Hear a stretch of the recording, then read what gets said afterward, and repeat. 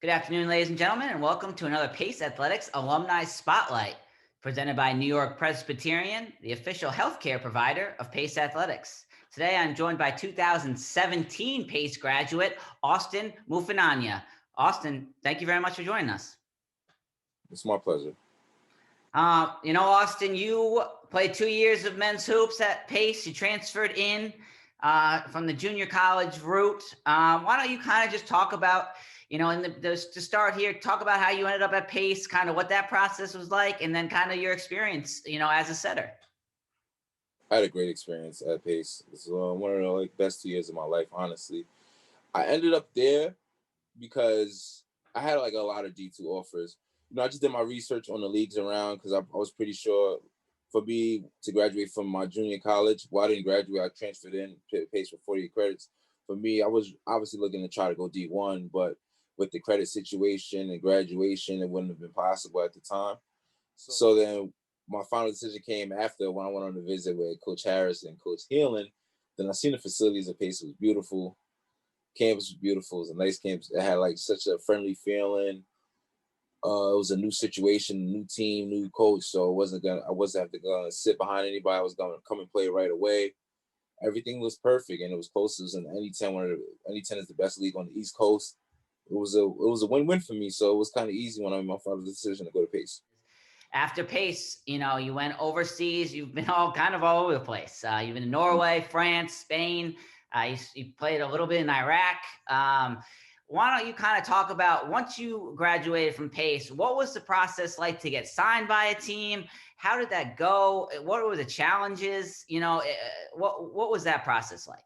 The process, honestly, it's a long, dragging, scary process too at that too, because you got to think about it. You coming out of Pace, where you graduate from college, not just coming out of Pace. Like anybody graduating from college, they want to get a job right away and start making money. But at the same time, you got to make money or decide whether you want to pursue the basketball career.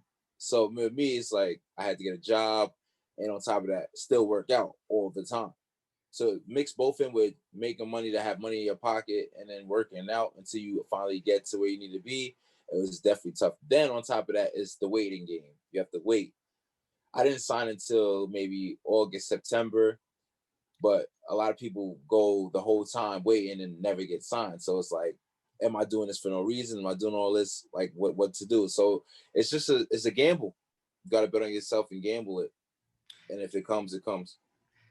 Yeah, that is, that's definitely very interesting. So is the idea is, pretend I'm not the smartest. So you had to hire an agent, and were they trying to pitch you overseas? Is that, or Yeah, sending over exactly. mixtapes and stuff like? Is that how it goes? Exactly, and the overseas market is really hard too. After every division, it's always hard because overseas players, overseas teams, they're taking players, ex NBA players, G League players, players that veterans, their own locals over there. So it's definitely hard too. Like with the agent process is also one of the hardest because you got to watch out for the agents that will try to rip you off. Any agent that asks for money up front, anything, trying to rip you off. You're never supposed to pay an agent anything until you sign a contract, and you still don't pay them out your pocket. The team pays them out of their contract fee. So you're never supposed to give an agent any type of money at all. So that's the number one red flag with them. And the way the market in this day and age for to get an agent, which is easier because I can only imagine how it was back in the day without social media and everything, is Facebook. Facebook, that's where you post your highlight tapes, you post where you went to school at, your college resume and everything. Then agents come out and find you. That's how I did it. I posted mine on Facebook. My brother helped me because my brother played overseas guitar. So he sent it to a few agents. And then when I posted on Facebook, I finally got literally one agent replied back to me, said he'll work with me. They got me my first deal in Spain. That's it's interesting. Facebook. Yeah, I wonder. Yeah, who knows what you do before social media? So Yes. now you got your first, job in Spain. What was the reaction? You didn't even want. You were obviously want to stay home, close to home. For college and all that. You've been close to home your whole life. What was kind Mhm. of the reaction of your family? What was your reaction when you first got your first opportunity? The reaction was great. Everybody was so proud of me. They was glad I got to follow my dreams. They was hyped that I went to Spain. Everybody saying, "Oh, come visit. I want to come out there." It was very nice. I love the the reaction to everything. Every time I sign, the same reaction is the best. Like, people are just so proud of you. Everybody wants to see you do better. So I love it.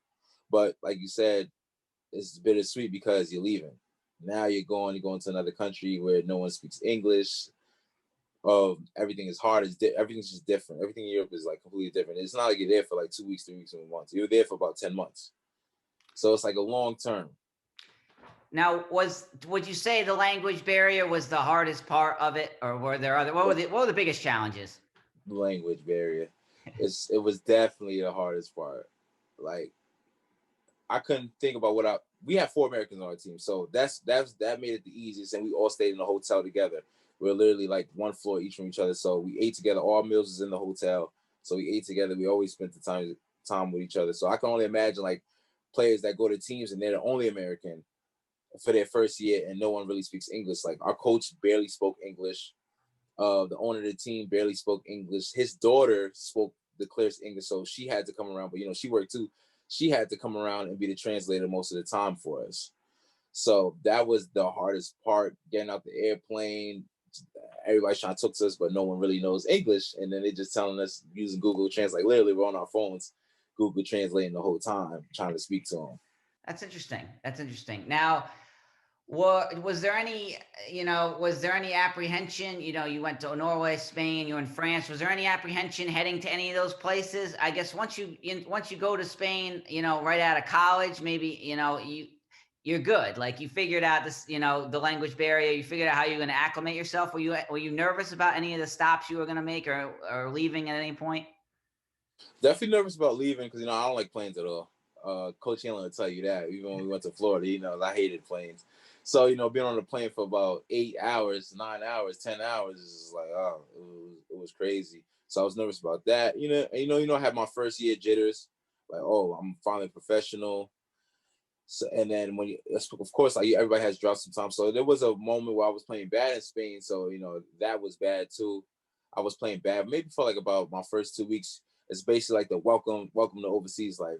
There was a veteran on there just killing me every day in practice. I'm getting tortured every single day in practice. So now they're looking at me like, oh, is this the right move that we made? Did we make the right guy? But then in the first game, I came out and scored about like 25 points. The other veteran dude, he had like 20 with me, and then everybody was surprised. Like, oh, okay, this is what we wanted. This is what we wanted from you. So definitely, and that's another thing too. With overseas, like, it's a short leash. Couple games, you play bad, you don't do that good, they're ready to send you right back home packing. Because there's a million people that they could pick for you and replace you real quick, like real fast. There's a million people trying to be in your footsteps, trying to get that offer. So, obviously, you've had a very positive experience in professional basketball. You had a positive experience at Pace. It goes to show there are a lot of different paths to playing basketball, to figuring it out. You went the JUCO route, and then you got the Pace, and then you went overseas. What kind of advice would you maybe give to a younger kid, maybe just starting out in high school, or at least starting out collegiately, that you kind of wish you knew back then, or something that you could kind of tell them to try and be successful? Honestly, always work. For any kid, especially coming out of high school, always work and never give up. Definitely, that's the main thing. Always work hard. Always work on your craft. Always work on your game, and never give up. Don't ever let anybody discourage you about saying that you can't do anything, because anything is possible. That's great. That's great. My next question would be: you were on, one of Coach Healing's first teams here. How do you stay in contact with Coach Healing? Do you kind of keep tabs on how the team is doing these days? They've had great success over the last couple of years. How much do you kind of stay involved with that? Oh, I'm always in contact. I'm always watching them. Every year when I'm overseas, I'm always there for that first game. Always watching them, because I graduated. That's my school. I'm gonna be a settler for life. Like, that's me forever. And Healing, like I said, he gave me the opportunity to play there. He granted me that scholarship. I love him forever. Like, we're like best friends. We text all the time. He checks up on me. I check up on him, Coach Ryan, even Coach Harris, all of them. Like, we all had such a great friendship throughout the years I've been there. I was always respectful to them. They was always respectful to me. They never did me wrong. They never did me dirty. I never did the same to them, so we'll always be cool. It's like a connection for life between all of us. Like, I love that. That's why I said everything about Pace I love. I have no regrets. I still come, even in the summer when I'm home, and work Healing's camps with him. I talk to him all the time. I'm even considering like when I'm done, if he's still there, if if he doesn't get an NBA coaching job soon or something, I'll even come and be assistant coach with him. I'm really like Healing. That's like really my guy. Healing, Ryan, Nat, they're all my guys, man. That's awesome. That's very, very cool. My final question would be, is we talked briefly about it, is you kind of taken, a little bit of a hiatus now in terms of, COVID and the uncertainty of everything. What do you hope your future entails? Trying to go back overseas, right? Yeah, I definitely play ball. Like right now, I'm currently just working out, working. I'm on the process of starting my own business, but still trying to convert because I want to play. I want to play. Like definitely, I have years left. I'm still young, 26. I have a lot of years left. My legs are still working.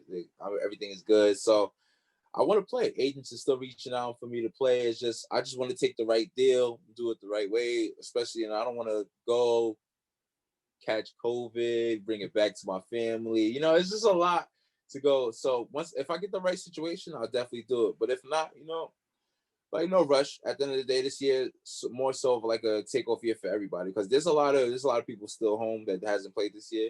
Big names, small names, all over because everybody's situation is different. And with COVID, some people don't want to go back, don't want to go over there with the situation how it is with the COVID test, the vaccines, and everything. Like some people don't want to take the vaccines because I'm hearing if you come back, I think you're mandatory to take the vaccine or a COVID test when you come back.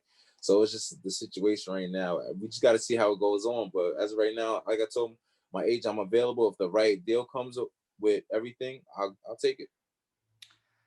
Awesome. That's great. Well, Austin, that's really all I have for you.